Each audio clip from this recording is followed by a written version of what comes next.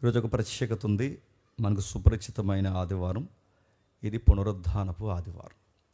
క్రైస్తవ్యం దీనికి చాలా పెద్దపీట వేసింది.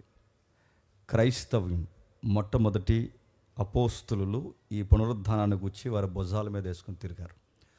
దానిని గురించి ఎన్నిసార్లు మనం మాట్లాడుకున్నా తక్కువే. అయితే ఒక్క ప్రశ్నతో ఈరోజు వర్తమానం మనం ప్రారంభించుకుందాం. పేతురు గారు మొట్టమొదటి పునరుద్ధాన ప్రసంగం చేశాడు బైబిల్లో. మరలా పునరుద్ధాన ప్రసంగం చేసింది బైబిల్లో మొట్టమొదటి ఎవరంటే పేతురు గారు. ఆ పేతురు గారు ఎంచుకున్న విధానం కానీ, ఆయన బోధిస్తున్నప్పుడు ఆయన చుట్టూ జరిగిన విధి విధానాలు కానీ చూస్తున్నప్పుడు ఆశ్చర్యంగా అనిపిస్తాయి. ఒకసారి చూద్దాం, ఒకసారి రండి. అపోస్తుల కార్యములు 2వ అధ్యాయం, అపోస్తుల కార్యములు 2వ అధ్యాయం, అపోస్తుల కార్యములు 2వ అధ్యాయం. పేతురు గారు మొట్టమొదటి పునరుద్ధాన ప్రసంగానికి సంబంధించిన విషయం ఇది. అపోస్తుల కార్యములు 2వ అధ్యాయం 22వ వచనం నుండి. ఇశ్రాయేలు వారులారా, ఈ మాటలు వినుడి. దేవుడు నజరేయుడైన యేసు చేత అద్భుత కార్యములను, మహత్కార్యములను, సూచక్రియలను మీ మధ్యన చేయించి ఆయన తన వలన మెప్పు పొందిన వానిగా మీకు కనపరచెను. ఇది మీరే ఎరుగుదురు. దేవుడు నిశ్చయించిన సంకల్పమును, ఆయన భవిష్యత్తు జ్ఞానమును అనుసరించి అప్పగించబడిన ఈయనను మీరు దుష్టుల చేత సిలువ వేయించి చంపితిరి. మరణము ఆయనను బంధించి ఉంచుట అసాధ్యము గనక దేవుడు మరణ వేదన తొలగించి ఆయనను లేపను. ఆగుదాం. ఈ ప్రత్యేకమైన సందర్భాన్ని మీరు గమనించండి. పేతురు గారు ఈ వర్తమానం చేసే సమయానికి మొత్తం నేపథ్యం తెలియాలి. ఏ నేపథ్యం ఉంది మనకు తెలుసు. ప్రభు అయిన యేసుక్రీస్తు వారు తిరిగి లేచిన తర్వాత మొట్టమొదటిసారి కనబడింది ఎవరికైనా ఉన్నారంటే స్త్రీలకి. అది మొదలుకొని దాని చుట్టూ కొన్ని సన్నివేశాలు జరిగాయి. మనకు తెలుసు, ఆ మత్తయి సువార్త మనకు మొదటి సువార్త. ఆ మొదటి సువార్తలో 28వ అధ్యాయంలో ఈ ఘట్టం మనకు స్టార్ట్ అవుద్ది. ఈ 28వ అధ్యాయంలో చదువుతున్నప్పుడు ఆ 28వ అధ్యాయం మొదటి వచనంలో ఒక మాట ఉంటుంది, ఆదివారము తెల్లవారుచుండగా అని ఉంటుంది. అంటే ఆదివారం ఎందుకు వెళ్ళాలనుకున్నారు? మత్తయేనా, లూకా కూడా అంటాడు ఆ 24వ అధ్యాయం మొదటి వచనంలో, వారి విశ్రాంతి దినం ఇంత దూరమే నడవాలి అని ఒక రూల్ ఉంటుంది. పిలాతు గవర్నర్ బంగ్లా దగ్గర నుంచి సుమారు గొలుగత్తా కొండకి ఆయన సిలివేసిన దూరం, దాన్ని జాగ్రఫికల్గా మనం కొలిస్తే సుమారు 5-6 కిలోమీటర్లు వస్తుంది. అంత దూరం నడవకూడదు. ఏ రోజు? విశ్రాంతి దినం. అంటే విశ్రాంతి దినం ఏ పని చేయకూడదు కనుక నడవడం కూడా ఒక పనే. అందుకే ఇక ఏ పని చేయకూడదు కనుక వాళ్ళ విశ్రాంతి దినం గడిచిపోయే వరకు, అంటే ఎప్పుడు గడిచిపోతుందా అని ఎదురు చూశారనమాట. ఎప్పుడు ముగుస్తుందా, ఎప్పుడు వెళదామని ఎదురు చూశారు. అన్నట్టుగానే విశ్రాంతి దినం గడిచిపోయింది. మీరు వినండి, పేతురు ప్రసంగం దగ్గరికి వెళుతున్నాం. ఆ విశ్రాంతి దినం గడిచిపోయిన తర్వాత స్త్రీలు వెళ్ళారు అక్కడికి. అందులో మేరీ మగ్దలేని కనబడ్డాడు. ఆ వృద్ధుడితో మాట్లాడుతుంది. ఆందోళన ఉంది, భయంలో ఉంది, ఆ బండ తొలగించబడి ఉంది, లోపల చూస్తే ఖాళీగా ఉంది, ఏం అర్థం కావట్లేదు, ఏదో విచిత్రమైన శబ్దాలు వినబడుతున్నాయి. అప్పుడు అన్నది ఆవిడ, అయ్యా నా ప్రభువుని మీరు ఎరిగితరా, ఎక్కడైనా కనబడ్డాడా అని అడిగారు. అప్పుడు ప్రభు అంటాడు తన ఒరిజినల్ వాయిస్తో, మేరీ మగ్దలేన్ అని పిలుస్తాడు. అలా పిలిచినప్పుడు తనకు అర్థమైంది. ఎందుకంటే ఆ పిలుపు ఆవిడ్ని అందరిలాగా ఆయన పిలడు, సెపరేట్ పిలుస్తాడు ఆవిని. అందుకే ఆ పిలుస్తున్నప్పుడు ఆ వాయిస్ గుర్తుపట్టింది. ప్రభువా మీరేనంటే ఎస్ నేనే అన్నాడు. అది మొదలుకొని ఆవిడ కనబడ్డమే కాదు, ఆమె కూడా ఉన్నవారు కూడా అదర్స్. మీకు విషయం చెప్పాలి, సమాధి ఖాళీ అయిపోయింది, ప్రేతవస్త్రం ఖాళీ అయిపోయింది, బండ తొలగింపబడింది. అక్కడ విచిత్రమైన దేవదూతల సంభాషణ కనబడుతుంది. పైగా మాకు ఒక మాట చెప్పారు, సజీవుడైన వాడిని మృతుల్లో ఎందుకు ఎదుగుతున్నారని అడిగారు. ఈ క్వశ్చన్తో మాకు ఆందోళనతో మాకు అర్థమైంది ఆయన తిరిగి లేచాడు. మేరీ కూడా చెప్తుంది, ఆయన నాకు కనబడ్డాడు, ఆయన నాకు కనబడ్డమే కాదు నాతో మాట్లాడు, ఇదంతా జరిగింది అని చెప్పినప్పుడు వెంటనే 2 శిష్యులు ఒట్టిన పరిగెట్టారట. ఆ పరిగెట్టిన శిష్యులు ఎవరు తెలుసు? ఒకటి పేతురు, 2 చెప్పండి యోహాను. పరిగెట్టాడు. పేతురు గారికి వయసు ఎక్కువ కనుక కొంచెం స్లో పరిగెడుతున్నారు. యోహాను యంగగా ఉన్నాడు కనుక కొంచెం స్పీడ్గా పరిగెడుతున్నాడు. ఇద్దరు వేగంగా పరిగెట్టుకొచ్చారు. సరిగ్గా సమాధి అక్కడ ఉంది. ఆ సమాధి అలా నిజంగా తెరవబడడం చూసి యోహాను అవాక్ అయిపోయాడు. అక్కడ నిలబడి ఏంటబ్బా అది ఆలోచిస్తున్నప్పుడు పేతురు ఆగలేక ఆ పరుగున యోహాను దాటేసి ఆ లోపలికి వెళ్ళిపోయాడు. చూస్తే పేతురికి అర్థం కావట్లేదు. ప్రేత వస్త్రం ఖాళీగా ఉంది. లోపల ఒక పడుచేవాడు దేవదూత కూర్చొని ఉన్నాడు, మాట్లాడుతున్నాడు. ఆయన చెప్పింది మీకు గుర్తులేదా? అక్కడ కనబడతానన్నాడు కదా అని. మిమ్మల్ని ఎక్కడో వెయిట్ చేయమని చెప్పాడు, అక్కడ కనబడతానని చెప్పాడు కదా, ఆయన చెప్పింది మీకు గుర్తులేదా? మాట్లాడాడు, సెలవిచ్చారు. పేతురు నిర్ణయించుకున్నాడు. వీళ్ళు యోహాను గారు చూశారు, ఏం అర్థం కావట్లేదు. మళ్ళీ భయం వేసింది, చెప్పుకోలేకపోయారు. లోపలికి వచ్చారు, తలుపులు వేసుకున్నారు, సైలెంట్ కూర్చున్నారు.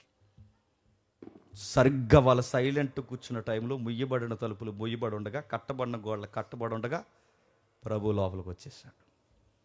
శిష్యులందరూ ఆశ్చర్యపోయారు. ప్రభువా ఎస్ నేనే. ఆయన మాట్లాడుతున్నాడు, విస్తరించి మాట్లాడుతున్నాడు. శిష్యులకి ఏం మాట్లాడాలో అర్థం కావట్లేదు. ప్రభువా అని. కానీ ఆ గుంపులో అనుమానించే ఒక అబ్బాయి లేడు అక్కడ ఆ టైంలో. ఆ అబ్బాయి పేరు తోమ. ఆయన వచ్చే సమయానికి తోమ లేడు. ఆయన వచ్చి వెళ్ళిపోయిన తర్వాత తోమ వచ్చాడు. తోమ అన్నాడు, నహి జిందగీ, నేను నమ్మను అన్నాడు. అరే లేదురా, నిజంగా వచ్చాడురా, ప్రభు మాతో మాట్లాడారా, మేరీకి కనబడ్డాడురా, మాకు కనబడ్డాడురా, పీటర్కి కనబడ్డాడురా, జాన్కి కనబడ్డాడురా, అందరికి కనబడ్డాడురా, అరే మన టీవీకి కనబడ్డాడురా అంటే, మరి ఏడి వచ్చే సమయానికి వెళ్ళిపోయాడు అంటే నేను నమ్మను అన్నాడు. మళ్ళీ వచ్చాడు, తోమతో మాట్లాడాడు. తోమ కనిపించాడు. తోమ ఇలా రా, నా గాయాల్లో వేలిపెట్టి చూడు, నా పక్కలో వేలిపెట్టి చూడు, చూస్తే నమ్ముతానంటున్నావుగా, చూసి నమ్మే. కనుక మాట చెప్తున్నాను, చూసి నమ్మేవారి కన్నా చూడక నమ్మేవారు ధన్యులు తోమ అని చెప్పి తోమ కూడా నమ్మేశాడు. తోమ కూడా ఆశ్చర్యపోయాడు. ఎస్ నిజంగానే ప్రభు వచ్చాడబ్బా, ప్రభు కనబడ్డాడు. ఆశ్చర్యం అయిపోయింది. ఆ తర్వాత నాన్ స్టాప్గా 40 days వాళ్ళకి కనబడుతూ డిస్కషన్ చేస్తూనే ఉన్నాడు. సుమారు 40 రోజులు వాళ్ళకి కనబడుతూ మాట్లాడుతూ ఇక వెళుతూ ఒక మాట అన్నాడు, ఎక్కడికి పోకండి, జెరూసలేం సిటీలోనే ఉండండి. సరిగ్గా ఒక టైంకి పరిశుద్ధాత్మ మీ మీదకి వస్తాడు. ఆయన వచ్చినప్పుడు మీరు శక్తిని పొందుతారు. భూ దిగంతాల వరకు నేను తిరిగి లేచానన్న వార్త మీరు సాటింపేయాలి అన్నాడు. ప్రభు చెప్పినట్టే వాళ్ళు కూర్చున్నారు, కనిపెడుతున్నాడు. అన్నట్టుగానే పరిశుద్ధాత్ముడు పెంతుకొస్తే దినాన్న చెప్పండి శిష్యుల మీదకి వచ్చేసాడు. అర్థమవుతుంది కదా నేపథ్యం. అన్నట్టుగానే శిష్యుల మీదకి పరిశుద్ధాత్ముడు వచ్చాడు. వారు వచ్చిన వెంటనే ఒక కొత్త భాష మాట్లాడుతున్నారు. అప్పటి వరకు సామాన్యమైన అరబిక్ లాంగ్వేజ్ మాట్లాడేవారు. అంటే ఎంత సామాన్యమైనదంటే మరి తెలుగులో ఇంకా సామాన్యమైన తెలుగు ఉంటుంది చూసారా. ఇంకా దాన్ని ఏమంటారంటే మార్కెట్ లాంగ్వేజ్ అంటారు చూసారా. ఎబ్రీలో అరమిక్కులు అలాంటి లాంగ్వేజ్ వాళ్ళు మాట్లాడారంటే శిష్యులు, ఎందుకంటే వాళ్ళు బాగా చదువుకున్న వాళ్ళు కాదు కాబట్టి వాళ్ళ లాంగ్వేజ్ సాదా డిక్షనరీ లాంగ్వేజ్ లేదా వాళ్ళది. అలాంటి భాష మాట్లాడుకుంటున్న వారు సడన్గా ఏం మాట్లాడుతున్నారంటే కొత్త భాషలు మాట్లాడుతున్నారు. కొత్త భాషలు ఎప్పుడైతే మాట్లాడుతున్నారో వాళ్ళకి విచిత్రంగా అనిపించింది. అది ఏంట్రా ఈ కొత్త భాషలో మాట్లాడుతున్నారు విచిత్రంగా వాళ్ళకి అనిపించిన తర్వాత ఒక విషయం వాళ్ళకి స్ట్రైక్ అవుతుంది. అప్పటికే బాగా వినండి, యెరూషలేము సిటీకి వింతగా అనిపిస్తుంది. వింతగా ఏం వింతుంది, ఏం జరిగింది, ఏమింత కార్యక్రమాలు జరిగాయంటే మీరు బాగా వినండి. అవి 40 రోజులు, దానికి ముందు 10 రోజులు సుమారు అంచనా వేయండి. ఈ 40, 10 ఎంత 50 రోజులు. 50 రోజుల ముందే అదే జెరూసలేములో ఏం జరిగింది? అదే జెరూసలేము 50 రోజుల ముందు ఏం జరిగిందంటే ఒకేసారి దేశం అంతటా ఏమైపోయింది చెప్పండి, చీకటి అయిపోయింది. మీరు పబ్లిక్ యొక్క ఆ మైండ్ సెన్స్ మీరు ఒకసారి ఊహించండి. పేతురు గారు రిజరెక్షన్ మెసేజ్ చెప్పే సమయానికి పబ్లిక్కి కొన్ని వింతల అనుభవాలు ఉన్నాయి. ముఖ్యంగా టౌన్కి. ఏ టౌన్ అది? జెరూసలేం టౌన్కి. అరే సరిగ్గా 50 రోజుల క్రితం దేశమంతా చీకటి కమ్మేసింది. సరిగ్గా ఇక్కడి నుంచి 50 రోజుల క్రితం ఒకేసారి అన్యాయంగా ఆ మనిషిని చంపేస్తే పెద్ద భూకంపం వచ్చింది. ఆ మనిషిని చంపేసినప్పుడు భూకంపం వచ్చింది. ఆ మనిషి 3వ దినాన్ని తిరిగి లేచినప్పుడు చెప్పండి భూకంపం వచ్చింది. అంటే ఇవి వాళ్ళ కళ్ళ ముందే జరుగుతున్నాయి, ప్రజలకు తెలిసివి. చీకటి కమ్మడం ఏంటి, భూకంపం రావడం ఏంటి, మళ్ళీ రెండవసారి అంటే సుమారు 2 సార్లు భూకంపం వచ్చింది. ఒకటి ఆయన చనిపోయినప్పుడు, 2 ఆయన తిరిగి లేచినప్పుడు. శవాలు లేచాయి, పరిశుద్ధుల శరీరాలు తెర మీదకి వచ్చాయి. ప్రజలందరూ చూస్తుండగా కనబడ్డారు, పరిశుద్ధులు కనబడి మళ్ళీ వెళ్ళిపోయారు. ఆశ్చర్యమైన కార్యాలు. భూమి వణికిందట, శవాలు లేచాయట. విచిత్రమైన సన్నివేశాలు జరుగుతున్నాయి. ఇలాంటి సన్నివేశాలు జరుగుతున్నప్పుడు సరిగ్గా 2 భూకంపాలు, చీకటి కలగడం, సూర్యుడు అదృశ్యుడైపోవడం, భూమి కదిలింది. భూకంపం వచ్చిందని ఉండదు, భూమి వణికింది అని ఉంటుంది అక్కడ. ఆ భూమి వణికిందట. ఆ విచిత్రమైన సన్నివేశాలన్నీ జరుగుతున్నప్పుడు పబ్లిక్ ఏం అర్థం కావట్లేదు. వెంటనే భూకంపాలు రావడం, చీకటి కమ్మడం, శవాలు లేవడం, శరీరాలు ఊర్లోకి వచ్చి అందరూ కనబడు. మీరు ఊహించండి, చనిపోయినోడు తిరిగి ఊళ్ళోకి వచ్చేస్తే ఎలా ఉంటుందండి? వచ్చారు ఊళ్ళోకి, నిన్న మొన్న చచ్చిపోయిన బామ్మ ఇంటికి వచ్చింది అనుకోండి, ఎలా ఉంటుంది? ఏమిరా అందనుకోండి, కంగారు అయిపోయి నడుతాను. సీనియర్స్ వచ్చేసారు, జూనియర్స్ వచ్చేసారు, అందరూ వచ్చేసారు. చనిపోయిన వాళ్ళందరూ బయటకు వచ్చారు, వాళ్ళు కనబడుతున్నారు. ఈ వింతలన్నీ జరుగుతుండే బాగా వినండి. సరిగ్గా టైంలో ఒక వార్త గింగురమని చెవుల్లో తిరుగుతుంది. ఆ గింగురమని తిరిగే చెవుల్లో వార్త ఏంటంటే ఆయన లేచాడు. భూకంపం ఏంటో అర్థం చేసుకునే లోపే ఒక వార్త వచ్చింది చెవుల దగ్గరికి, ఆయన లేచాడు. ఉన్నట్టుండి మిట్ట మధ్యాహ్నం చీకటి కమ్మడం ఏంటని అర్థం చేసుకునే సైన్స్ థియరీ తిరగేసే లోపే ఒక వార్త వచ్చింది, ఆయన తిరిగి లేచాడు. చచ్చిన శవాలు, కుళ్ళిన శవాలు, ఎండిన ఎముకలు మరలా లేచి మనుషులు కనబడ్డం ఏంటని ఆలోచించే లోపు ఒక వార్త చెవుల్లో గింగురమని తిరుగుతుంది. ఆ వార్త ఆయన తిరిగి చెప్పండి లేచాడు. ఇవి అర్థం చేసుకోవడం వింత అయితే, ఆయన తిరిగి లేచాడు అన్నదే వింత అయితే, ఇప్పుడు మరొక వింత ఏంటంటే ఈ చేపలు పట్టుకునే వాళ్ళు భాషలు మాట్లాడేస్తున్నారేంట్రా, ఇది ఒక వింత. చేపలు పట్టే వేళ భాషలు మాట్లాడి ఇది వింత. సరిగ్గా మాట్లాడితే ఆ టైంలో సరిగ్గా వాళ్ళకి అర్థమైంది కలవరం. టెన్షన్ అయిపోతున్నారు. ఏంటి ఈ సూర్యుడు మారిపోవడం ఏంటి, వెలుగు మాయమైపోవడం ఏంటి, భూకంపాలు రావడం ఏంటి, శరీరాలు లేవడం ఏంటి, వీళ్ళు ప్రకటిస్తున్న క్రీస్తు సజీవంగా ఉన్నాడని చెప్పడం ఏంటి, కాదనలేని రుజువులు ఏటబ్బది నెల అర్థం చేసుకోవాలి. ఫెస్టివల్లో ఉండాలా ఈ న్యూస్ని వినాలా, ఫెస్టివల్లో ఉండాలా ఈ న్యూస్ని వినాలా. ఫెస్టివల్ ఏం జరుగుతుంది అప్పుడు? పెంతెకొస్తు. ఏదైతే ఆ పెంతెకొస్తు పండుగ, ఈ పండుగలో ఉండాలా, ఇది అర్థం చేసుకోవాలా. ఇలాంటి కలవరపడిపోతున్న టైంలో సరిగ్గా రిజరెక్షన్ ఫస్ట్ మెసేజ్ చెప్పిన అపోస్తలుడు చెప్పండి సైమన్ పీటర్. పునరుద్ధానపు వర్తమానం మొట్టమొదటిసారిగా శిష్యుల్లో చెప్పింది ఎవరో? పేతురే చెప్పాడు. ఆ పేతురు చెబుతూ మొదలు పెడుతుంది. ఇప్పుడు చదవండి 22వ వచనం. ఇశ్రాయేలు వార్లారా, ఈ మాటలు వినుడి. దేవుడు నజరేయుడైన యేసు చేత కలవరపడకండి. ఇశ్రాయేలు సమాజమా, జెరూసలేము ప్రజలారా, ఈ మాటలు వినండి, టెన్షన్ అయిపోకండి.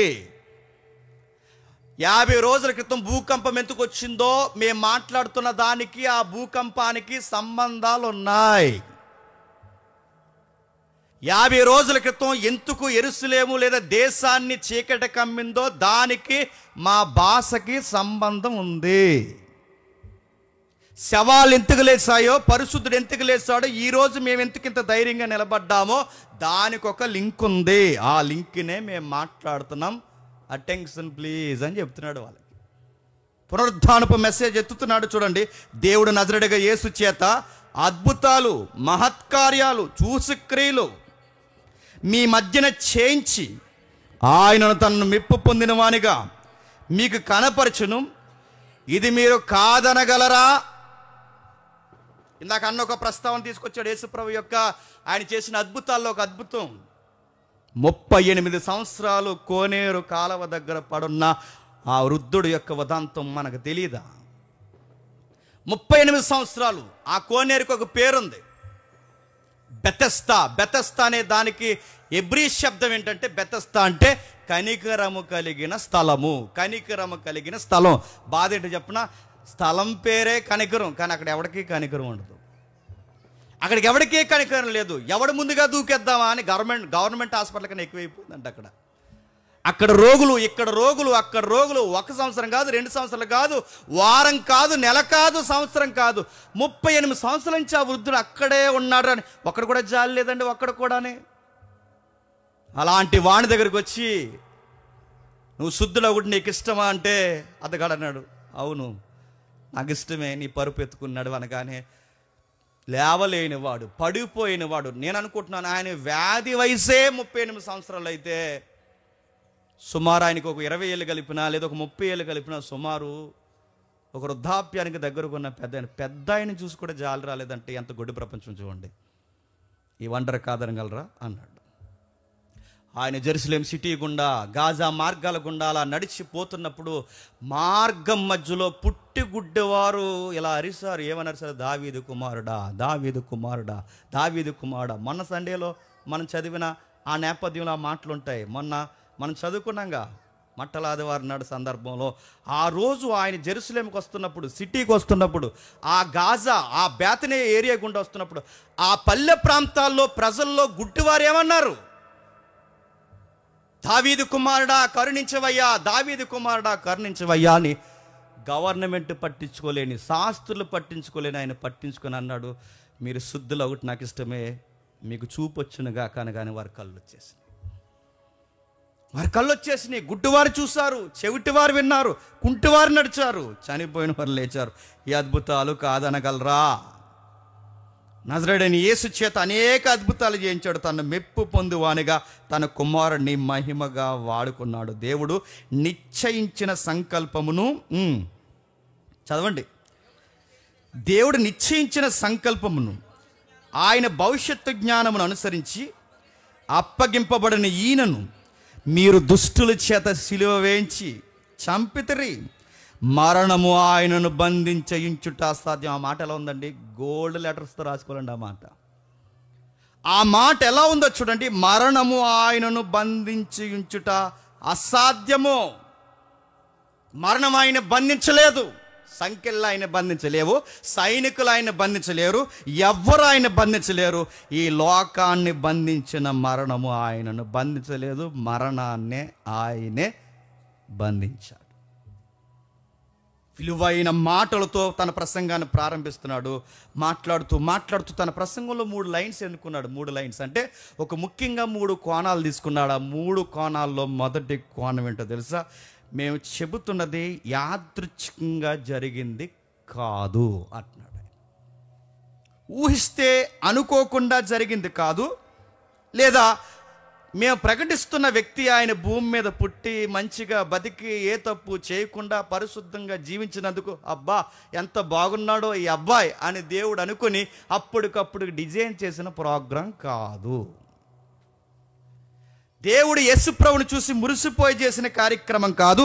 ఈయన మంచోడే అనుకుని చేసిన కార్యక్రమం కాదు. ఇది ప్రవచన సారం అన్నాడు. ఏంటట ప్రవచన సారం? అంటే పునరుద్ధానానికి మూలాలు ఉన్నాయి, పునరుద్ధానానికి ఆధారాలు ఉన్నాయి, పునరుద్ధానానికి భవిష్యత్తు ప్రవక్తల ప్రవచనాలు ఉన్నాయి. అంటే ఆయన ప్రసంగంలో ఫస్ట్ ఫేజ్ ఏం స్టార్ట్ చేస్తున్నాడు చూడండి, ప్రవచనాలు ఎత్తి మాట్లాడుతున్నాడు. ఏం ప్రవచనాలు? 25వ వచనం, ఆయనను గూర్చి దావీదిట్లా నేను ఎల్లప్పుడూ నేను ప్రభువును చూసి చుంచుని, ఆయన నా కుడి పార్శ్వమునున్నాడు గనక నేను కదల్చబడను. కావున నా హృదయము ఉల్లసించెను, నా నాలుక ఆనందించెను, మరియు నా శరీరము కూడా నిరీక్షణ కలిగి నిలకడగా ఉండెను. నీవు నా ఆత్మను పాతాళంలో విడిచిపెట్టవు, నీ పరిశుద్ధిని కుళ్ళిపట్టనీయవు. ఏంటట? నాకు జీవ మార్గము తెలిపిదివి, నీ దర్శనం అనుగ్రహించిదివి, నన్ను ఉల్లాసంతో నింపిదివి. సహోదరులాడా మూలపురుషులకు దావీదుని గురించి మీతో నేను ధారాళముగా మాట్లాడవచ్చును. అతడు చనిపోయి సమాధి చేయబడు. దావీదు చనిపోయి సమాధి చేయబడు. దావీదు చనిపోయి సమాధి చేయబడు. దావీదు చనిపోయి సమాధి చేయబడి నేటికి దావీదు సమాధి మన మధ్య ఉంది అంటే ఈ సాంగ్ దావీదు తన కొరకు రాసుకున్నది కాదు. తన కొరకు రాసుకున్నదైతే దావీదు నేటికే తిరిగి లేవాలి. నేటికి తిరిగి దావీదు లేవలేదంటే దావీదు చెప్పిన ఈ ప్రవచనం తన కొరకు కాదు. ఈ ప్రవచనం ఎవరి కొరకు చెప్పాడు? మేము ప్రకటిస్తున్న నజరుడైన యేసును గురించి చెప్పాడు. అంటే వాళ్ళ ప్రసంగాలకి, పేతురు గారి ప్రసంగానికి ప్రవచనాలు చెప్తున్నాడు. చూడండి ప్రవచనాలు. ఆ ప్రవచనాలు చెప్పడమే కాదా 31 అంటున్నాడు. ఏమంటున్నాడు చూడండి, క్రీస్తును పాతాళంలో విడవబడలేదనియు ఆయన శరీరము కుళ్ళిపోలేదనియు దావీదుకి ముందుగానే తెలుసుకొని ఎప్పటికిప్పుడు ఏదో గవర్నమెంట్ సిలివేసేస్తే దేవుడు ఇప్పటికిప్పుడు విడిపించిన కార్యక్రమం కాదు. గవర్నమెంట్ ఇలా చేస్తుందని, అన్యులు ఇలా చేస్తారని, పరిసయ్యులు శాస్త్రులు ఇలా చేస్తారని ముందుగానే దేవుడికి తెలుసు. దేవుడికి ముందుగానే తెలుసు కనుక ముందుగా తెలిసిన దేవుడు ముందుగానే ప్రవక్తల నోట చెప్పండి పలికించాడు. అది రిజరెక్షన్ అంటే అంటున్నాడు. మేము చెబుతున్నది కాలయాపనకు చెబుతున్నది కాదు, క్రియేట్ చేసిన స్టోరీ కాదు, ఇది నిజముగా జరిగింది, ఇది జరుగుద్దని ఇప్పుడు చెబుతున్నది కదబ్బా. అది దావీదు దగ్గర నుంచి చెబుతున్నాడని చెబుతున్నాడు. చూడండి ఆయన దానికి ఒక ముడిపెట్టాడు. ఒక మాట ఏమంటున్నాడంటే 32 వచనంలో, యేసుని దేవుడు లేపెను, దీనికి మేమందరం సాక్షులం. యేసు దీన్ని తిరిగి లేచెను, దీనికి మేమందరము సాక్ష్యం. యేసుని దేవుడు తిరిగి లేపెను, దీనికి మేమందరము సాక్షులు. ఇప్పుడు చెప్పండి, మనం పునరుద్ధానాన్ని నమ్ముతున్నామంటే దేన్ని బేస్ చేసుకుని నమ్ముతున్నాం చెప్పిన 2000 సంవత్సరాల క్రితం జరిగిన దాన్నే కాదు. చెప్పండి, అంతకు ముందు నుంచి ప్రవక్తలు చెప్పిన ప్రవచనాలు ఖచ్చితంగా నెరవేరాయని మనకు అర్థమయ్యింది గనక చెప్పండి నమ్ముతున్నాం. ఇప్పుడు చెప్పండి, ప్రవచనాన్ని పునరుద్ధానంలో బలంగా నమ్మాలి. విశ్వాసి నిన్నే అడుగుతున్నాను, మిమ్మల్ని అడుగుతున్నాను, మీ అందరికి చెప్తున్నాను, ప్రవచనాన్ని ఇంత సీరియస్గా పేతురు తీసుకున్నాడు గనకే పునరుద్ధానాన్ని బలముగా రుజువు చేయగలుగుతున్నాడు. అడుగుతున్నాను, ప్రవచనాన్ని అంత బలంగా నమ్ముతున్నామా? 40 రోజులు కనబడి ఒలీవ కొండ మించి వెళ్ళిపోతాయని ఏమన్నాడు తెలుసా? ఎలా వెళుతున్నానో చెప్పండి, మళ్ళీ అలాగే వస్తానడు. దాన్ని ఏమంటారు చెప్పండి? ప్రవచనం. ఇది నమ్ముతున్నావా? ఎలా వెళుతున్నానో మళ్ళీ అలాగే వస్తానన్నాడు. ముందు ప్రవక్తల నోట వస్తాను అన్నాడు, వచ్చాడు. మరణిస్తానన్నాడు, మరణించాడు. ముందుగానే ప్రవక్తల నోట చెప్పాడు తిరిగి లేస్తానని, అన్నట్టుగానే తిరిగి లేచాడు. తిరిగి లేచినవాడు మళ్ళీ ఒక ప్రవచనం చెప్పాడు. ఏమని చెప్పాడు? మళ్ళీ వస్తానన్నాడు. ఓ విశ్వాసి, నిన్ను అడుగుతున్నాను, ఆయన మళ్ళీ వస్తాడన్నది బలంగా నమ్ముతున్నావా? వస్తాడులే, ఇప్పుడప్పుడే కాదనుకుంటున్నావా? నిన్ను అడుగుతున్నా, మీకే చెప్తున్నా, మిమ్మల్ని ముఖాముఖిగా ప్రశ్నిస్తున్నా, ఆయన వస్తాడన్న వార్త ఎంతమంది బలంగా నమ్ముతున్నారు? 40 ఏళ్ళు 50 ఏళ్ళు చర్చకు వచ్చి, 10 ఏళ్ళు 15 ఏళ్ళు చర్చకు వచ్చి, 5 ఏళ్ళు సంఘానికి వచ్చి అనేకుల గుండెల్లో ఉన్న డౌటు, ప్రసంగికుల గుండెల్లో కూడా ఉన్న డౌట్ ఏంటి చెప్పనా? నిజంగానే వస్తాడంటారా అంటున్నారు. వస్తాడు అయ్యా, నిజంగానే వస్తాడు, నమ్మాలి. ఆ పేతురు గారు తన ప్రసంగాన్ని ఎంత సీరియస్గా ప్రవచనాల ప్రకారం తీసుకుంటున్నాడు చూడండి. ఇప్పుడు అడుగుతున్నాను, ఆయన తిరిగి లేచాడనడానికి మనకు ఆధారం ఏంటండి? ప్రవచనమే. ఆ ప్రవచనాలు కలిపితే దాని పేరు బైబిలే. ఈ బైబిల్ని నమ్మకపోతే ఇంక దేన్ని నమ్ముతావు? రేపు వచ్చి ఆడేదో అంటాడు, రేపు వచ్చి ఈడేదో అంటాడు, లేదా కళ్ళ ముందు నోడికి ఏదో జరుగుద్ది, రకరకాల విన్యాసాలు వింతలు జరుగుతాయి. నడుపుతున్నాను, ఎన్ని జరగనాయి? ప్రవచనం చెప్పాడు, ప్రవచనం ఖచ్చితంగా చెప్పండి నెరవేరతాది. ఇంకా ఏం చెప్పాడు? అదే మొదటి అధ్యాయం 11వ వచనం చూడండి. అపోస్తుల కార్యములు అదే మొదటి అధ్యాయం అపోస్తుల కార్యములు 11వ వచనం. గలిలయ మనుషులారా,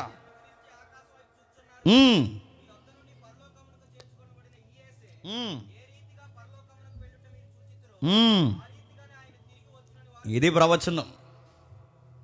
ఏ రీతిగా ప్రభు వెళుతున్నాడో చెప్పండి, ఆ రీతిగానే తిరిగి వస్తారు. ఎవరు చెప్తున్నారు? ప్రభు చెప్పాడు, ప్రభు చెప్పించాడు, దూతలు చెప్తున్నాయి. ప్రవచనం అంటే ఆ రోజు 3000 మంది మార్చిన ప్రసంగంలో ఏముందంటే ప్రవచనాల నెరవేర్పు ప్రసంగం. అందుకే 3000 మంది మారారు. మొదటి పునరుద్ధాన వర్తమానంలో ప్రవచనాల నెరవేర్పు జరిగిందని ధృవీకరించాడు పేతురు. ప్రవచనం జరిగింది, ప్రవచనం జరిగింది, ప్రవచనం జరిగింది అనడానికి ఇంకా ఆధారం ఏంటంటే పేతురు ఏమన్నాడు తెలుసా? మేమే సాక్ష్యం అన్నాడు. ఏంటట? మేమే సాక్ష్యం. రేపు అడుగుతున్నాను, ఆ రోజు ఆయన తిరిగి లేచాడనడానికి, ఆ ప్రవచనం నిజమని చెప్పడానికి పేతురు, అపోస్తులు అన్నారు మేమే సాక్ష్యం. ఆ రెఫరెన్స్కి మేమే సాక్ష్యం అన్నారు. రేపు యేసు ప్రభు వస్తాడనడానికి ఈ రెఫరెన్స్కి సాక్ష్యం ఎవరు ఉండాలి చెప్పండి? మీ ఉద్యోగాల్లో, మీ సంసారాల్లో, మీ చదువుల్లో, మీ ప్రయాణాల్లో, మీ పనుబాట్లలో, మీ సమాజంలో మీరు ఎలా ఉండాలి తెలుసా? మనల్ని చూస్తుంటే వీళ్ళు దేని కొరకు కనిపెడుతున్నారన్నంత సాక్ష్యం మనలో ఉండాలి. ఉందా? రాకడి కొరకు కనిపెట్టినట్టు ఉండదు మన వ్యవహారం. చెప్పండి. ఉద్యోగం రాలేదని, పిల్లలు పుట్టలేదని, ఆస్తులు కలిసి రాలేదని, రకరకాల విషయాలకి జబ్బు చేసిందని, ఇలాంటి విషయాల కొరకే ప్రభుని డిమాండ్ చేస్తున్నాం. శ్రమ దినాల్లో దేని కొరకు ఎక్కువ ప్రేయర్ చేస్తారు చెప్పినా? వాళ్ళకి ఏదో ఒక అవసరాలు తీరాలి. దాని కొరకే, దాని కొరకే, దాని కొరకే, దాని కొరకే, దాని కొరకే. చదివేవారైతే చదువుల కొరకు, ఉద్యోగాలు కావాల్సిన ఉద్యోగాల కొరకు, రకరకాల విషయాల కొరకు, వీటి కొరకే తప్ప నేను అడుగుతున్నాను, ఆయన వస్తాడు, నిజంగానే వస్తాడు. అన్నం తినకపోయినా, అన్నం ఎక్కువైపోయినా, డబ్బులున్నా, డబ్బులు లేకపోయినా, ఆరోగ్యం ఉన్నా, ఆరోగ్యం లేకపోయినా, నాన్నవారు నాతో ఉన్నా లేకపోయినా, ఎన్ని జరిగినా వీడు ఏం కృంగిపోకుండా అంత ధైర్యంగా వీడు ఎలా నిలబడుతున్నాడు రా అన్నప్పుడు, వాళ్ళకి ప్రశ్న వచ్చినప్పుడు వాళ్ళందరికీ అర్థం అవ్వాలి, వీడి మనసు దేన్నో కనిపెడుతుందిరా. అదేంటో తెలుసా? తాను నమ్మిన ప్రభు వస్తాడని ఎదురు చూస్తున్నాడు. అంత బలంగా ప్రవచనాన్ని నమ్మాలి. నమ్ముతున్నారా? వాళ్ళు నమ్మారు కనుక ప్రకటించాడు. ఇంకేం చెప్తున్నాడు? మొదటి దశలోనిక పత్రిక 4వ అధ్యాయం, మొదటి దశలోనిక పత్రిక 4వ అధ్యాయం 14 వచనం చూడండి. మొదటి దశలోనిక పత్రిక 4వ అధ్యాయం 14 వచనం. యేసుక్రీస్తు వారి మృతి పొంది తిరిగి లేచినని మనము నమ్మిన ఎడల, అదే ప్రకారము యేసునందు నిద్రించిన వారును ఆయనతో కూడా ఎంటబెట్టుకుని వచ్చినని మే ప్రభువును మాటను బట్టి మీతో చెప్పినదేమనగా. ఏమంటున్నాడు చెప్పండి? మళ్ళీ ప్రవచనం చెప్తున్నాడు. పౌలు గారు కూడా చెప్తున్నాడు. చూడండి, పేతురు గారే కాదు, పౌలు గారు కూడా చెప్తున్నాడు. మళ్ళీ మనుషులు ఒక రోజు బతుకుతారు, మళ్ళీ ప్రభు అయిన యేసుక్రీస్తు వారు మళ్ళీ ఒక రోజు వస్తారు. అంటే ప్రతి పునరుద్ధానంలో మరో ప్రవచనం మనం నమ్మాల్సింది ఏంటో తెలుసా? ఇప్పుడు భూమిలో నుంచి రాడు చెప్పండి, మేఘాల మీద వస్తాడు, తెల్లని గుర్రాలు ఎక్కువ వస్తాడు, తన సమూహాన్ని ఎంట పెట్టుకుని వస్తాడు. మనకన్నా ముందుగా నిద్రించిన వారిని కూడా ఎంట పెట్టుకుని వస్తాడు. ప్రతి రెజరెక్షన్ సండేలో మనం గుర్తు చేసుకోవాల్సింది ఏంటో తెలుసా? ఆయన మళ్ళీ రాబోతున్నాడు. ఇంకా ఎక్కడున్నాయి? ఇంకా ఎన్ని విషయాలు మాట్లాడు చూడండి. ఇదే కొరింథీ పత్రిక, మొదటి కొరింథీ పత్రిక పౌలు గారు రాసింది. మొదటి కొరింథీ పత్రిక 15వ అధ్యాయం, మొదటి కొరింథీ పత్రిక 15వ అధ్యాయం 3వ వచనం నుంచి త్వరగా. మొదటి కొరింథీ పత్రిక 15వ అధ్యాయం 3వ వచనం నుండి. నాకు వీయబడిన ఉపదేశము మొదటి మీకు అప్పగించి తిని, ఆయన తిరిగి లేచాడనడానికి కాదు, ఆయన తిరిగి వస్తాడనడానికి కూడా సాక్ష్యం మేము. అంటే ఆయన తిరిగి లేచాడనడానికి కాదు, ఆయన తిరిగి వస్తాడనడానికి కూడా సాక్ష్యం మేము. అంటే నమ్మితే సరిపోదు, ఆ నమ్మిన దానికి చెప్పండి మేము దానికి సాక్షులం అని చెప్పాలి. మేము దానికి సాక్ష్యం చెప్తున్నాం. ఎస్, ఆయన లేచాడు. నువ్వు చరిత్ర ప్రకారం అడుగుతావో, సైంటిఫిక్గా అడుగుతావో, జాగ్రఫికల్గా అడుగుతావో, ఎలా అడుగుతావో అడుగు. నువ్వెంత మేధావి అయినా నీ టెర్మినాలజీ నాకు తెలియకపోవచ్చేమో కానీ పక్కా నేను నమ్మిన ఫెయిత్ నేను ప్రూవ్ చేస్తా అని నువ్వు సాక్ష్యంగా నిలబడగలవా? నువ్వు నిలబడాలి. నువ్వు చదివినా అందుకే చదవాలి, నువ్వు ఉద్యోగం చేసినా అందుకే చేయాలి, నువ్వు సంసారం చేసినా అందుకే చేయాలి. నువ్వు ఏమి చేసినా నీ ఇరుగు పొరుగు సమాజానికే చెప్పండి, నీ ప్రభువుని ప్రూవ్ చేయడానికి, ఎవిడెన్స్ చూపించడానికి నువ్వే ఒక కదిలే సాక్ష్యం అవ్వాలి. ఉండగలవా? తిరిగి లేచాయని నమ్ముతున్నానండి, తిరిగి లేచి నువ్వేంటి? దయ్యాలు కూడా నమ్ముతాయి తిరిగి లేచాయని. నువ్వేంటి? దయ్యాలు కూడా నమ్ముతాయి ఆయన తిరిగి లేచాడని. నమ్మే వాళ్ళు కాదండి, నమ్మిన దానికి నిలబడే వాళ్ళు కావాలి. చెబితే ఏమనుకుంటారో, చెబితే ఇంటికి రారేమో, చెబితే డిస్టర్బ్ అయిపోద్దేమో. చెప్పు, ఇది నిజమని చెప్పు. రాజులు ఎదుటి నిలబడినా చెప్పు, ముఖ్యమంత్రి ఎదుటి నిలబడినా చెప్పు, వాడు నీకు ఎంత క్లోజ్ ఫ్రెండ్ అయినా చెప్పు, రే ఇది నా ఫెయిత్ రా, దీనికి రుజువులు ఉన్నాయిరా, దేన్ని నువ్వు ఎద్దేవా చెయ్యొద్దురా అని చెప్పు. అలా చెప్పాలి. రెజరెక్షన్ గుర్తుపెట్టుకోవాలి. రాజులేడికి తీసుకెళ్ళి గట్టిగా కొట్టారట. రాజులేడి తీసుకెళ్ళి ఫిటర్ మళ్ళీ చెప్పావంటే ఈ ఇంకా మోగిపోద్ది అన్నారట. ఈసారి కొట్టు వదిలేస్తాం, ఈసారి ఏదో ఒకటి ఇరిసేస్తాం అన్నారట. జింకల్లా పారిపోయిన, కుందేల్లా పారిపోయిన ఆ పేతురు యోహాను శిష్యులు అన్నారట, మీరు రాజులు ఎదురు కొట్టినా, అధిపతులు ఎదురు కొట్టినా, మీరు ఎక్కడ మమ్మల్ని కొట్టినా ఈ కళ్ళతో కన్న వాటిని, చెవులతో విన్న వాటిని మేము చెప్పకుండా ఉండలేం, దీనికన్నా బదులు మమ్మల్ని చంపండి అయ్యా అన్నారట. చచ్చిపోవడానికి రెడీ అడుగుతున్నాను. ఈ ఫెయిత్ కొరకు, ఈ విశ్వాసం కొరకు, ఈ రిజరెక్షన్ అనే మెసేజ్ కొరకు సొసైటీలో స్టాండ్ తీసుకోగలవా? రేపు వస్తాయి కొత్త చట్టాలు, బైబుల్ ఎవడో బహిరంగంగా పట్టుకెళ్ళడానికి వీల్లేదని. సంకలో పెట్టుకుని తెస్తావా? మిమ్మల్ని అడుగుతున్నాను నేను. రేపు ఇంతైనా చట్టాలు వస్తాయి. ఉద్యోగంలో క్రిస్టియానిటీ అన్నావో నీ సంగతి చూస్తామంటాం. ఏం చేస్తావు అప్పుడు? ఇరిగించేసే చట్టాలు రాబోతున్నాయి. బహిర్గతంగా ప్రకటించలేని చట్టాలు, మొండి చట్టాలు రాబోతున్నాయి. ఎలా గెలుస్తున్నారో, ఏం జరుగుతుందో అందరికీ వెరుక. మతమే రాజకీయమై మతమే పెత్తందారులు పెద్దలైపోయి, మోతుబర్లు మత బీజాలతో నిండిపోయి ఒక్కొక్కరు ఎలా కోరలేసుకుని ఎవరిని ఎలా మింగేయాలో చూస్తున్నాంగా. రేపు పొద్దున ఇంకా వింతలు జరగచ్చు. క్రిస్టియానిటీకి సెపరేట్ కార్డులు, క్రిస్టియానిటీకి సెపరేట్ ఏరియా, క్రిస్టియానిటీకి ఇలా ఉండాలి అలా ఉండాలని ఇప్పుడు వార్త. రాహుల్ గాంధీ అంటున్నాడు, నేను రాహుల్ గాంధీకి సపోర్ట్ కాదు, బీజేపీకి వ్యతిరేకం కాదు, టీడీపీ మనకు సంబంధం లేదు, వైసీపీ అసలు మనకు సంబంధం లేదు, ఐఎమ్ క్రిస్టియన్. నేను ఒక మాట అంటున్నాను, రాహుల్ గాంధీ గారు ఒక మాట అన్నారు. ఏమన్నారు? ఇప్పుడు కన్ను క్రిస్టియన్ ఆస్తుల మీద పడిందంట.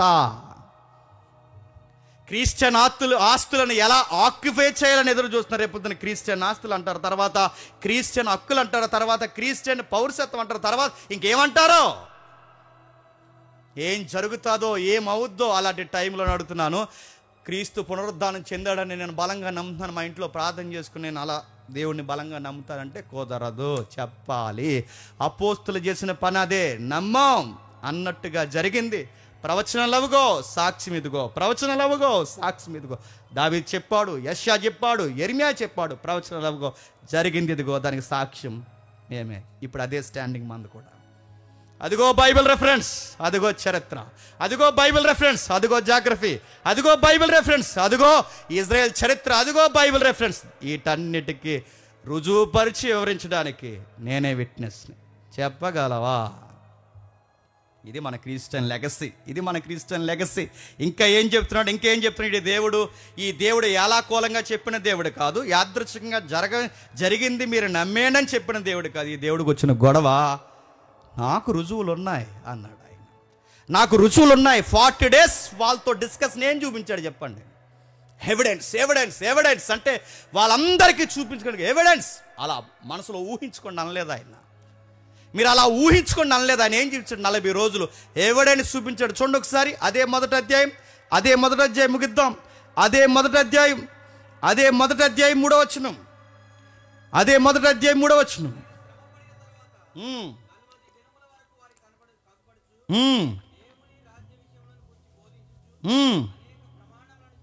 అనేక ప్రమాణములు దానికి ఫుట్ నోట్ ఇచ్చాడు చూడండి.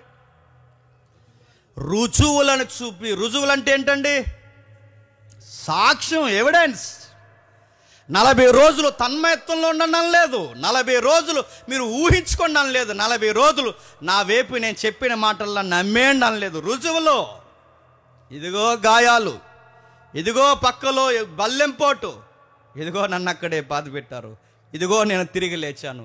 గతం చెబుతున్నాడు, వర్తమానం చెబుతున్నాడు, భవిష్యత్తు చెబుతున్నాడు, పరలోకం వెళుతున్నాడు, వస్తున్నాడు, అదృశ్యం అవుతున్నాడు, దృశ్యం అవుతున్నాడు, ముయ్యబడిన తలుపులు ముయ్యబడి ఉండగా లోపలికి వస్తున్నాడు, మళ్ళీ బయటకు వస్తున్నాడు. రుజువులు ఏంటి? ఈ లైఫ్ ఏంటి అసలు మాకు అర్థం కావట్లేదు. మెటీరియల్కి దాటున్నాడు. మనం చూస్తున్న ఈ మెటీరియల్ని దాటిపోతున్నాడు, మెటీరియల్ అడ్డగించలేకపోతుంది. ఏంటి అన్నప్పుడు అప్పుడు చెప్పాడు, ఇది ఒరిజినల్ లైఫ్ అని చెప్పాడు ఆయన. ఇది ఇవ్వడానికే మీ దగ్గరకు వచ్చాను, రుజువు పరుచుకున్నాడు, చూపించాడు. 40 రోజులు రుజువు. పేతురు గారి ప్రసంగంలో సెకండ్ పేజ్ ఏంటో తెలుసా? ఫస్ట్ పేజ్లో ప్రవచన సారం నా ప్రసంగం అన్నాడు. రెండవ పేజ్లో ఆయన ఏం చెప్తున్నాడు తెలుసా? రుజువులు. నేను చెప్పే ప్రసంగానికి రుజువులు ఉన్నాయి అంటే పేతురు గారి ప్రసంగంలో రుజువులు ఉన్నాయి, పేతురు గారి ప్రసంగంలో ప్రవచనాలు ఉన్నాయి. అంటే ఆయన రెండవ పేజీలో రుజువులు చూపిస్తున్నాడు. ఇంకా చూడండి ఒకసారి మార్కు సువార్త 16వ అధ్యాయం, మార్కు సువార్త 16వ అధ్యాయం 6వ వచనం నుండి, మార్కు సువార్త 16వ అధ్యాయం 6వ వచనం నుండి, అందుకతడు కలవరపడకుడి, సిలువ వేయబడిన నజరుడైన యేసును మీరు ఎతుకుచున్నారు, ఆయన లేచి ఉన్నాడు, ఇక్కడ లేడు అని చెబుతూ వారు బయటికి వచ్చి విస్మయముంది వణుకుచూ సమాధి యొద్ద నుండి పారిపోయి వారు భయపడినందున ఎవరితోనూ ఏమీ చెప్పలేదు. ఎందుకంటే అప్పటికి ఇంకా కనబడలేదు. దూత చెప్పిన మాట, ఆ మాట అలానే గుర్తుపెట్టుకోండి, ఆ మాట అలాగే గుర్తుపెట్టుకోండి. కిందికి వచ్చేసరికి ఆ కిందికి రండి 14 వచ్చిన పిమ్మట 11 మంది శిష్యులు భోజనం కూర్చున్నప్పుడు ఆయన వారికి ప్రత్యక్షమై తాను లేచిన తర్వాత తను చూసిన వారి మాట నమ్మనందున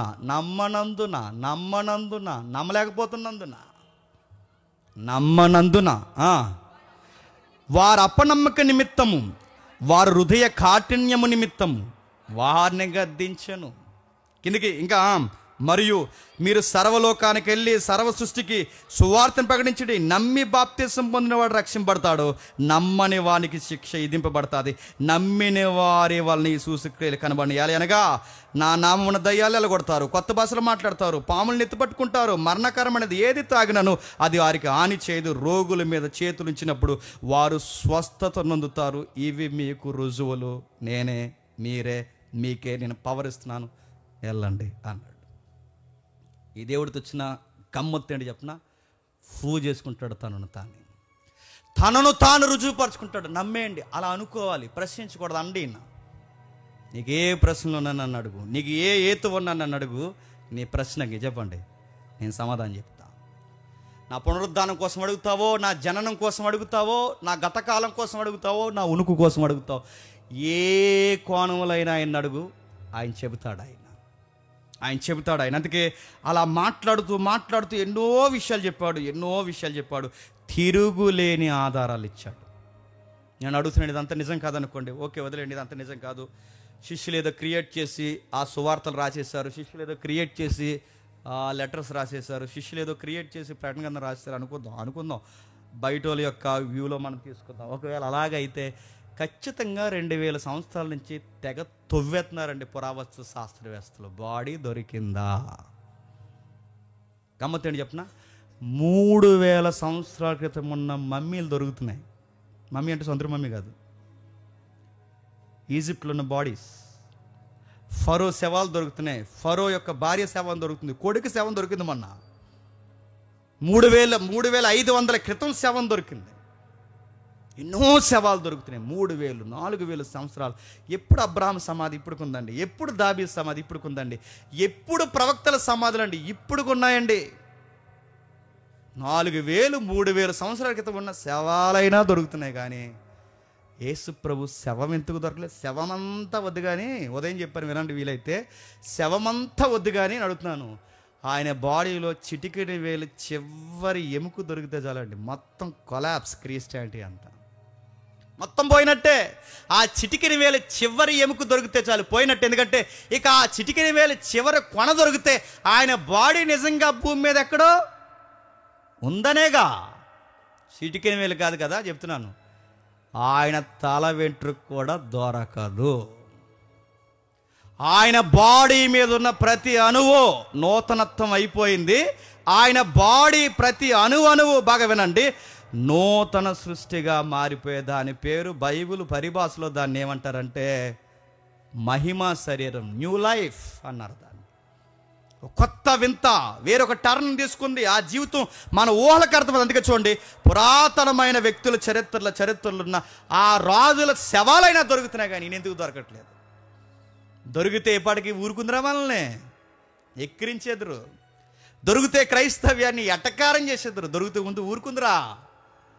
ఎవడా అన్నాడు, నిన్న మొన్న పేపర్లో పడింది. సరిగ్గా ఈ గజకర్ణ గోకర్ణ గల్ల కావాలని గుడ్ ఫ్రైడేకి దగ్గరికి వార్తలు వేస్తారండి వీళ్ళందరూ. ఆ నేషనల్ జియోగ్రఫీ ఉందా, చూస్తారా చూడరా ఛానల్, అది చూడరు. అవి ఎందుకు చూస్తారు? నేషనల్ జియోగ్రఫీలో సరిగ్గా కావాలని కిల్లింగ్ జీసస్ అనే ప్రోగ్రాం ఎప్పుడు వేస్తాడండి వాడు. దానికి పెట్టుబడిదారులు అరబ్ ముస్లిమ్స్, వాళ్ళ డైరెక్టర్లు వాళ్ళు వేస్తారు కిల్లింగ్ జీసస్ అని. యేసు ప్రభు నిజంగా తిరిగి లేవలేదని ఎంత దొంగ స్టోరీ చెప్తారో. సరిగ్గా అదే టైంలో ఇంటర్నేషనల్ ఛానల్స్లో సరిగ్గా ఆ డాక్యుమెంటరీ తీసాడుగా, దాని పేరు డావిన్సీ కోడ్. ఆ మూవీ వేస్తుంటారు. ఎన్ని చేస్తారు, ఎన్ని అనుకుంటున్నారు, ఎన్ని కుప్పుగంతులు, ఎన్ని ఎటకారాలు నడుతున్నాను. ఎంత ఉడికిపోయి ఉన్నారు. ఈ ఉడికిపోయిన వాళ్ళకి యేసుప్రభు ఎంటుకు దొరికితే చాలండి. ఎంత ఎటకారం చేస్తారో మనల్ని, ఎంత ఎటకారం చేస్తారో. అందుకే బైబిల్ అందే, ఆయన ఎముక ఎరవబడలేదు, ఆయన శరీరంలో ఏ భాగం ఇక్కడ ఎరవబడలేదు. ఆయనను గూర్చిన ఎవిడెన్స్ అది జర్మన్ మ్యూజియంలో ఉందో బ్రిటిష్ మ్యూజియంలో ఉందో కన్ఫ్యూజ్ నాకు. మొత్తం మీద ఆయన గూర్చిన ఎవిడెన్స్ ఏదన్నా ఉంది అంటే ఆయనకి కప్పిన పేత వస్త్రం ఈ రోజుకి ఉంది. మీరు చూడండి, గూగుల్ తల్లిని అడిగి, జెమినీని అడగండి, ఏని అడగండి, ఇంకెవరు వచ్చారు అక్కల చెల్లెలు చెప్పండి, వాళ్ళని అడగండి. ఇప్పుడు వచ్చిన కొత్త యాప్లో వాళ్ళని అడగండి. ఇప్పటికీ ఆయన ప్రేత వస్త్రం, ఇప్పటికీ ఆయన అంగి, ఆయన కట్టిన అంగి ఆయన ముఖంతో సహా ముద్రింపబడాలా ఉంది. ఇంకేం కావాలి? ఇంకా యోహాను సువార్త ముగిద్దాం. యోహాను సువార్త 20వ అధ్యాయం, యోహాను సువార్త 20వ అధ్యాయం, యోహాను సువార్త 20వ అధ్యాయం 24వ వచనం నుండి. యోహాను సువార్త 20వ అధ్యాయం 24వ వచనం నుండి. యేసు వచ్చినప్పుడు 12 మందిలో ఒకడైన దిదుమానబడిన తోమ వారితో లేకపోయాను గనుక మేము ప్రభువును చూసితమని మేము ఆయన చేతుల్లో మేకుల గుర్తులు చూసి నా వ్రేలు ఆ మేకుల గుర్తుల్లో పెట్టి నా చెయ్యి ఆయన పక్కలో ఉంచితే కానీ నమ్మనని మన బాబు ఈయన. ఎవరు చెప్పండి? అందుకే మన ఇండియాకి రప్పించాడేమో అనుకుంటాను నేను. 58లో వచ్చారుగా ఆయన అంటున్నాడు. ఆయన డైలాగులు చూడండి ఎలా ఉన్నాయి, నమ్మను. అరే ఫీటర్ అలా ఒరిగిరి అనుకోవడం లేదు, అదే కానీ ఫ్రెండ్స్ కదండి వాళ్ళు. లేదురా నమ్మలేకపోతున్నాను రా. నా చేతులతో తాకాలి, నా చెవులతో వినాలి, నా చూపులతో నేను చూడాలి, అలాగైతే నమ్ముతాను రా. అంటే ఈయన ఎవరో తెలుసా? సైన్స్ కావాలి ఇప్పుడు ఈయనకి. Science evidence. సైన్స్ అంటే ఏంటండి? సైన్స్ ఎప్పుడు నమ్ముతారండి? సైన్స్ అంటే ఏంటి? ప్రాక్టికల్గా ప్రూవ్ చేయబడితేనే సైన్స్. ఇప్పుడు సైన్స్ ఎవిడెన్స్ కావాలి. సైన్స్ ఆయన అడుగుతున్నాడు. ఏది నేను చూడాలంటే 8 దినములైన తర్వాత ఆయన శిష్యులు మరలా లోపల ఉన్నప్పుడు తోమ వారితో కూడా ఉన్న తలుపులు మూయబడి ఉండగా యేసు వచ్చి మధ్య నిలిచి మీకు సమాధానం కలుగునుగా కన్న తర్వాత తోమ చూసి నీ వ్రేలు ఇట్టు చూచి నా చేతులు చూడుము, నీ చెయ్యి చాచి నా పక్కలో ఉంచి అవిశ్వాసివి కాక విశ్వాసం. వింతేడు చెప్పిన ఆయన లేనప్పుడు అన్నమాట ఆయన వచ్చినప్పుడు ఆయనకి ఎవరో చెప్పకుండానే అంటున్నాడు, చెయ్యగా పెడతా అన్నావు పెట్టవయ్యా అన్నాడు. గాయాలు చూడు, నన్ను చూడు, నా స్వరం చూడు. మీకు ఇవి చదువుతుంటే మీకు ఏమనిపిస్తుందంటే నమ్మని వారిని నమ్మేలాగా తాను చెప్పండి రుజువుపరుచుకుంటాడు ఆయన. ఇది దేవుడికున్న గొప్పదనం. అయ్యో అలా అనకూడదండి, అండో ఆయన. అయ్యో దేవుడిని అలా అంటున్నారేంటండి? ఆయన నువ్వు ఇలాగన్నా నీకు ఆన్సర్ కావాలా నేను చెప్తాను అంటాడు ఆయన. అందుకే చూడండి, ఆయన తిరిగి లేచడానికి ప్రవచనాలు ఉన్నాయి. ఆయన తిరిగి లేచడానికి ప్రవచనసారమే కాదు, ఆయన తిరిగి లేచడానికి చెప్పండి రుజువులు ఉన్నాయి. ఇప్పుడు చెప్పండి, 1 ప్రవచన సారం, 2 రుజువులు, 3 2వ అధ్యాయం 32 ఏమంటున్నాడు చూడండి. ఈ సువార్తకి మేమందరం చెప్పండి సాక్షులు. ఈ సువార్తకి మేమందరం సాక్షులు. ఈ సువార్తకి మేమందరం సాక్షులు. పేతురు గారి ప్రసంగంలో చివరి ఎండింగ్ మెసేజ్ ఆయన ఏ విధంగా ల్యాండింగ్ ఇస్తున్నారు చూడండి ఆ మెసేజ్కి. ఈ మెసేజ్ యొక్క సారం ఈస్టర్ సండేలో మీరందరూ ఇక్కడొక్క మాట నేర్చుకుని మీ హృదయాల్లో రాసుకుని పోవలసిన మాట ఏంటో తెలుసా? దేవుడు ఆయన లేపాడు, దీనందరికీ మేము సాక్షులు.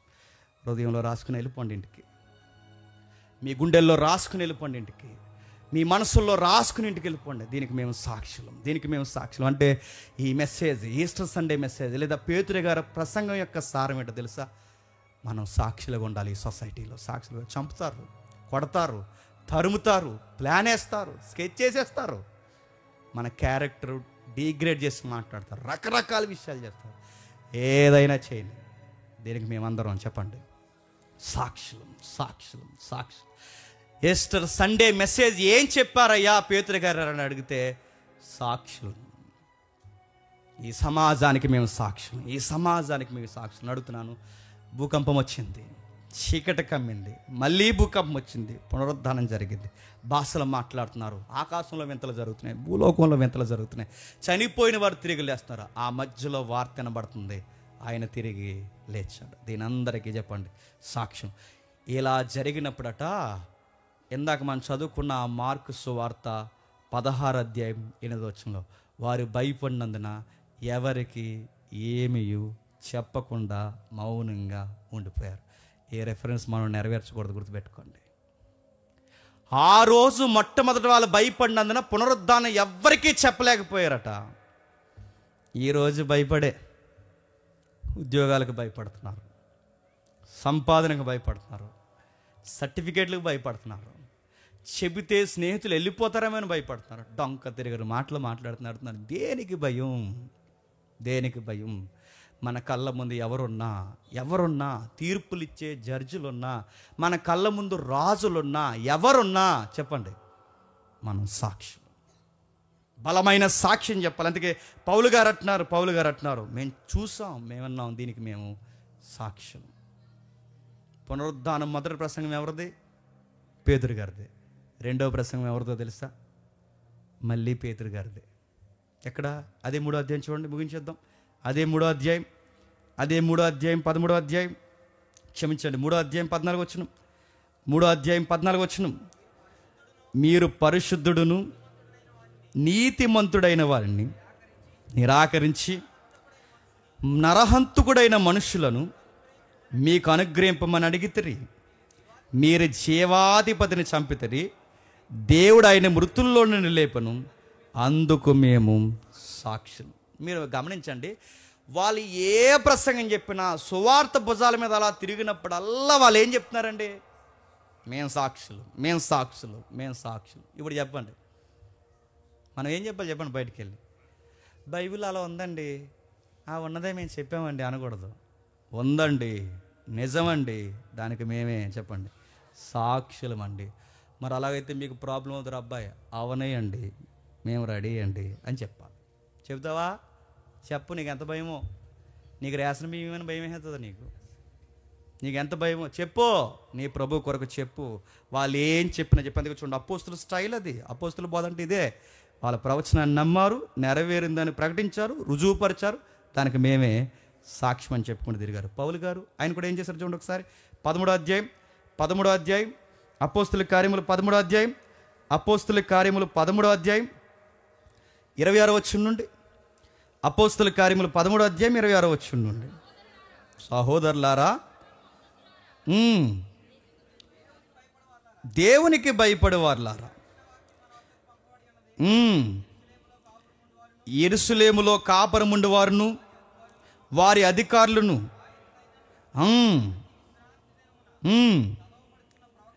ప్రతి విశ్రాంతి దినమున చదవబడుతున్న ప్రవక్తల వచనములను గ్రహింపక ఆయనకు శిక్ష విధించేత ఆయన ఆ వచనములను నెరవేర్చి, మళ్ళీ ప్రవచనాలు చూడండి, వాళ్ళ ప్రసంగం స్టైల్ అది. మళ్ళీ ప్రవచనాలు నెరవేర్చరి. ఆయన యందు మరణమునకు తగిన ఏతివేదియు కనబడకపోయినను ఆయనను చంపవలనని వారు పిలాతును ఏడుకొండ్రి. వారు ఆయన్ను గూర్చి వ్రాయబడినవన్నీ నెరవేర్చిన తర్వాత ఆయనను మ్రానులు వేలాడది మ్రాను మీద నుండి దింపి సమాధిలో పెట్టిరి. అయితే దేవుడు మృతుల్లో నుండి ఆయన లేపను. ఆయన గలిలయలో నుండి యెరూషలేములకు తనతో కూడా వచ్చిన వారికి అనేక దినములు కనబడును. వారిప్పుడు ప్రజల ఎదుట ఆయనకు సాక్షులై ఉన్నారు. అధ్యక్ష, ముఖ్యాంశాలు మరోసారి. ఈ మెసేజ్ యొక్క కంటెంట్ ఏంటో తెలుసా? నువ్వే చెప్పండి. సాక్ష్యం చెప్పాలి. మళ్ళీ చెప్పండి, నువ్వే చెప్పండి. రెండవసారి చెప్పండి, మూడోసారి చెప్పండి, నాలుగోసారి చెప్పండి, ఎన్నిసార్లు ఏం చెప్పండి. మీరే సాక్ష్యం చెప్పాలి. మీరు సాక్ష్యం చెప్పకపోతే చెప్తున్నాను, మీరు యేసు ప్రభువుని నమ్మిన ఒకటే చెప్పండి, నమ్మకపోయినా ఒకటే. మేము పునరుద్ధాన్ని నమ్మేమంటే సరిపోదు, నమ్మిన దానికి ఎవిడెన్స్గా చెప్పండి, నిలబడాలి. అందుకే నీ ఉద్యోగం, నీ పని, నీ సంపాదన, నీ ప్రయత్నాలు, నీ నాలెడ్జ్, నీ టాలెంట్, నీ ఎనర్జీ, నీ జర్నీ, ప్రతిదీ చెప్పండి ఆయనకి సాక్ష్యంగా ఉండడానికి. అందుకే వాళ్ళు అంటారు, మేము తిన్నా ఆయన కోసమే తింటాం, మేము డ్రింక్ అంటే మీరు మళ్ళీ అడగబోకండి, పానీయం తీసుకున్నా చెప్పండి ఆయన కొరకే తీసుకుంటాం, మేము ఏమి చేసినా చెప్పండి ఆయన మహిమ నిమిత్తమే చేస్తాం.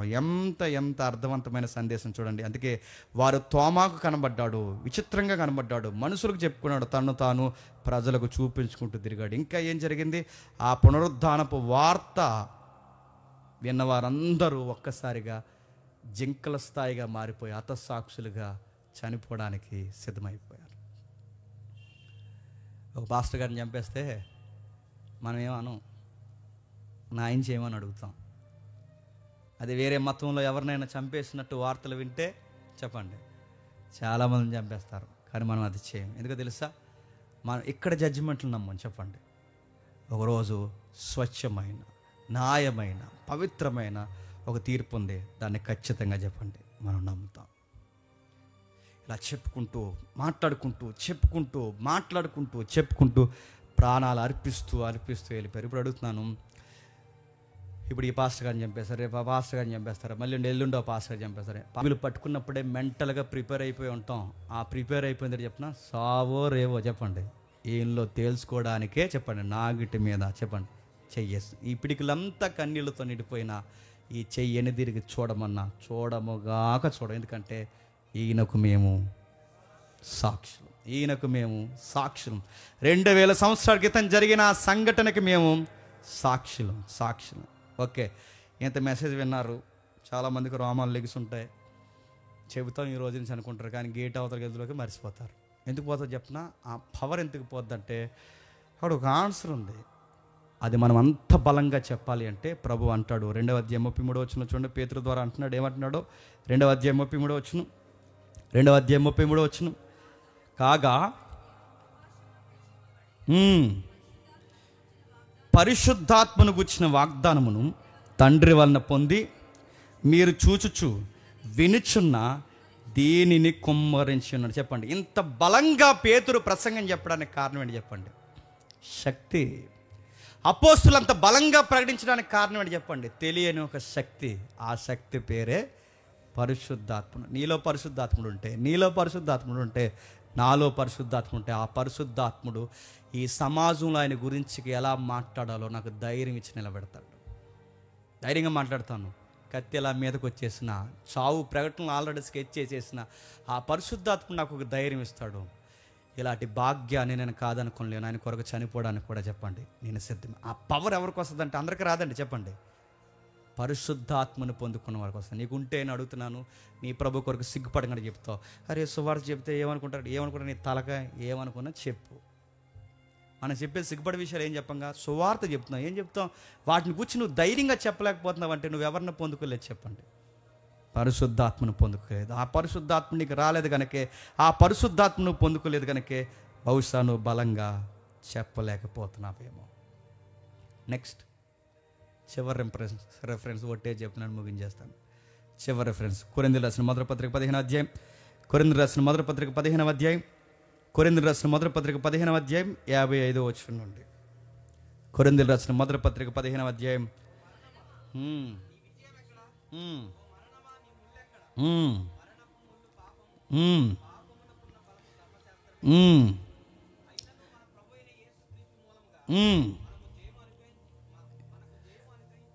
మనకి జయం. అక్కడ ఒక పదం చూడండి, ఏంటంట? జయం, జయం, జయం. మనం ఎవరో చెప్పినా విక్టరీ పీపుల్స్. మనం గుర్తుపెట్టుకోండి, విజయం మందే. ఆల్రెడీ గెలిచేసి ట్యాగ్ వేసుకుని తిరుగుతున్నాం. ఆల్రెడీ ఆ విక్టరీని తెచ్చింది ఎవరో తెలుసా? అన్న అనేవాడు, మైకింగ్ నా రాజు ఇచ్చాడు. ఆ ట్యాగ్ వేశారు మన మీద, ఆ ట్యాగ్ వేసారు. రేపు పొద్దున్న మళ్ళీ ఈ విక్టరీని ఎవరు చూడబోతున్నారంటే నేను, నువ్వు, మనం అందరం. విజయం మంది. ఆ రోజు ఇన్ని రోజులు మరణం మనల్ని ఎక్కిరించింది. ఒకరోజు చెప్పండి ఆ మరణాన్ని మనం ఎక్కిరిస్తాం. ఏ మరణమా, ఇక నువ్వు నన్నేమి చేయలేవు. నీ ముళ్ళెక్కడా, నీ బలం ఎక్కడా? I'm victory man. ఇంకా నన్నేమి నువ్వు చేయలేవు, ఇకేమీ చేయలేవు. ఆ రోజు మరణపు పాట పాడతామంట, మరణాన్ని ఎక్కిరించే పాట పాడతామంట అంటున్నాడు. చూడండి, విజయం, విజయం. అందుకే మనం ఎవరైనా చెప్పినా ఓడిపోయిన వాళ్ళం కాదు, పిరుకోలం కాదు, చెప్పండి, ఆల్రెడీ గెలిచిన వాళ్ళం. మనం గెలిచిన వాళ్ళు. మళ్ళీ చెప్తున్నాను, గెలిసాం. మళ్ళీ ఒకరోజు గెలవబోతున్నాం. ఈ కుళ్ళిపోయిన దేహాల నుంచి మళ్ళీ తిరిగి లేవబోతున్నాం. ఈ ప్రమాదాలకు గురైన దేహాల నుంచి మళ్ళీ సజీవంగా లేవబోతున్నాం. ఈ రోగాలకి నిలయమైన ఈ దేహాల నుంచి తిరిగి లేవబోతున్నాం. ఒక నూతన శరీరంగా లేస్తాం. ఆ రోజు విక్టరీ సాంగ్ పాడుతాం. ఆ సాంగ్లో ఫస్ట్ లైన్ ఏంటి చెప్పిన, ఓ మరణమా ఇక నువ్వు మమ్మల్ని ఏమీ చేయలేవు. చిన్నోడిని తింటున్నావు, పెద్దోడిని తింటున్నావు, డబ్బున్నోడిని తింటున్నావు, డబ్బు లేనివాడిని తింటున్నావు, చదువున్నోడిని తింటున్నావు, చదువు లేనివాడిని తింటున్నావు, అందరినీ తింటున్నావు. ఈరోజు మేము చెప్పండి నేను తినేస్తాం అంటామంట. ఎవరిని? మరణాన్ని. ఆ పవర్ వస్తుంది. ఆ రోజు అంటే పవర్ వస్తుంది. నిజంగా మీరు చూడండి, బ్యూటిఫుల్గా ఉండే ఫ్యామిలీ, చక్కగా నడిచే ఫ్యామిలీ, సడన్గా అందులో ఆ కుటుంబ యజమాని చచ్చిపోయాడు అనుకోండి, ఆ ఫ్యామిలీ ఏమైపోతుంది చెప్పండి? కొలాప్స్, మొత్తం అయిపోయింది ఆ ఫ్యామిలీ. అంతే. కుటుంబాలను చిదిమేస్తుంది, ఉద్యోగాలను చిదిమేస్తుంది, సంపద చిదిమేస్తుంది. దాని పేరు మరణం. కానీ ఒకరోజు ఆ మరణాన్ని చెప్పండి మనం చిదిమేస్తాం, తొక్కేస్తాం, దాని మీద ఎక్కి పాట పాడతాం. ఒక నూతన యుగంలో అడుగులు వేస్తాం. ఇన్నిటికి రుజువులు ఏంటయ్యా జేమ్స్ అని అడిగితే దానికి రుజువులు చెప్పండి. మై కింగ్ చెప్పండి, మన రాజు. ఆయన ప్రసంగంలో నాకు నచ్చిన మాటలు రాశాను. నా రాజు రాజుగా జన్మించాడు. ఆయన యూదుల రాజు, ఆయన ఇశ్రాయేలు రాజు, ఆయన నీతికి రాజు, ఆయన యుగాలకు రాజు, ఆయన పరలోకపు రాజు, రాజ్యానికి రారాజు, ప్రభులకు ప్రభు, రాజులకు రాజు. He is my king, Jesus of Nazareth. అది ఆయనే కాదు, నువ్వు నేను, మనమందరం మన రాజు కోసం ప్రకటించాలి. ఇంకేం చెప్పాడు? ఆయన నాగరికతలకు కేంద్ర బిందువు, తత్వజ్ఞానానికి ప్రముఖుడు, యాదాంత శాస్త్రానికి మూలం. ఆయన కుమారుడు, దేవుని కుమారుడు, పాపుల రక్షకుడు, సత్యానికి కేంద్ర బిందువు. ఎవరైనా? He is my king, Jesus of Nazareth. ఎవరైనా? చేతులు చూస్తుండగా చేతులకు మేకులేస్తే ఆ మేకుల్ని తిరిగి చూపించిన నా రాజు. పరిసయ్యులు ఆయన నిలదీశారు, పరిసయ్యులు ఇబ్బంది పెట్టారు. పిలాతు ఆయన్ని తప్పులు మోపలేంత ప్రయత్నం చేశాడు. చివరికి పిలాతు కనుగొనలేకపోయాడు, నివ్వెరపోయాడు. ఏ రోజు పిలాతు కలిసి చంపినా చివరికి ఒక మాట అన్నారు, ఆయన్ని బంధించడం చెప్పండి అసాధ్యము. ఎవరైనా? మరణం ఆయన బంధించలేకపోయింది, సమాధి ఆయన కట్టి ఉంచలేకపోయింది, చరిత్ర ఆయనను దాయలేకపోయింది. ఆయన పేరు చెప్పండి, Jesus of Nazareth is my చెప్పండి కింగ్. నిజంగానే రాజు. ఒకరోజు తెల్లని గుర్రాల మీద వస్తాడు, మనందరిని తీసుకుని వెళ్తాడు. ఇంకేం చేశాడు? ఏ రాజు కొరకైతే చప్పట్లు కొట్టుకుని తిరిగారో, ఏ రాజు కొరకైతే పేతురు ప్రాణం పెట్టాడో, ఏ రాజు కొరకైతే వారు అసూలు బాసారో, ఏ రాజు కొరకైతే ఇంతగా నిద్రించిపోయి చనిపోతున్నారు, ఏ రాజు కొరకైతే నిందల పాలు అవుతున్నారో, ఏ రాజు కొరకైతే హతసాక్షులు అయిపోతున్నారో, ఆ రాజు మళ్ళీ వీళ్ళందరినీ తిరిగి రేపడానికి ఒక రోజు రాబోతున్నాడు. ఆయనే చెప్పండి మై కింగ్, చెప్పండి నా రాజు. ఆయన పేరు నజరైడైన యేసుడు. దానికి మనమే చెప్పండి సాక్షులు. దేవుడు మిమ్మల్ని దీవించును గాక. మోకాళ్ళు